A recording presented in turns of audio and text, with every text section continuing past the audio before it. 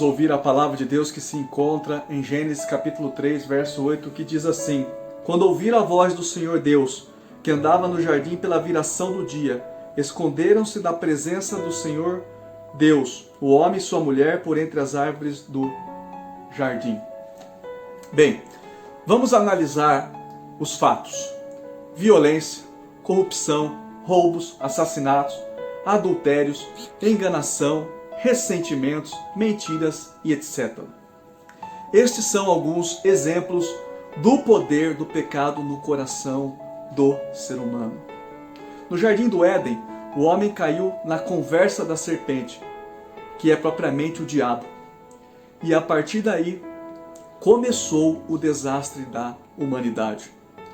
Não temos como mensurar o pecado original que veio de Adão e Eva.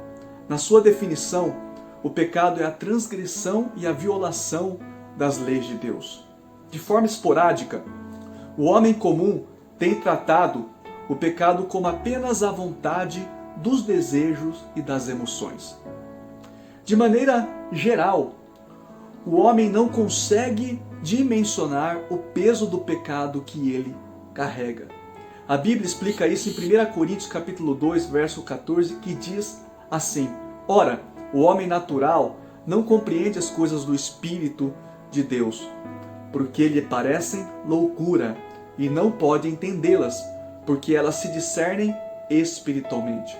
Olha o que o texto nos diz: não pode entendê-la, porque elas se discernem espiritualmente. O homem natural, de uma forma ou de outra, tenta de todas as maneiras compreender quem é Deus, porém ele está afadado ao fracasso.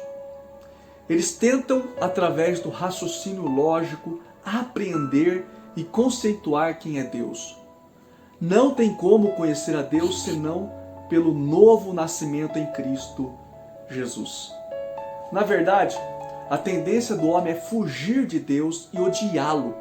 Como Adão e Eva se esconderam de Deus, o homem também não tem outra alternativa, senão esconder-se de Deus. O maior propósito na vida de uma pessoa é conhecer a Deus. Em Oséias capítulo 6, verso 3, Oséias nos mostra como conhecer ao Senhor. Ele diz assim: Então conheçamos e prossigamos em conhecer ao Senhor. Se você já teve uma experiência com Deus na salvação, este versículo vai fazer todo sentido para você. Do contrário, você precisa nascer de novo para entender esse mistério de Deus.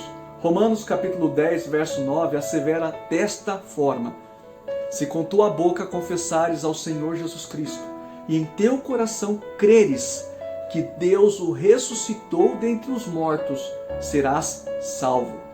Visto que com o coração se crê para a justiça, e com a boca se faz confissão para a salvação. Porque as Escrituras diz: todo aquele que nele crer não será confundido. Pare de se esconder de Deus. Confesse Ele agora e arrependa-se em nome de Jesus Cristo. O pecado de Adão e Eva, que é denominado como o pecado original, levou toda a humanidade ao desastre espiritual. Para tanto, o homem precisa desesperadamente de Deus e de sua palavra. O texto nos diz que se crermos nele, não seríamos confundidos. Por que tanta gente confundida?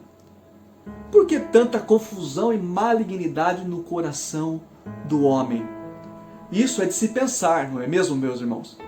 A resposta para isso é que o pecado nos faz esconder de Deus e nos torna totalmente confusos. Somente Jesus para te libertar disso. Confesse seu nome e terás uma eternidade com Ele para todo o sempre. Amém? Deus te abençoe grandemente. Fica na paz.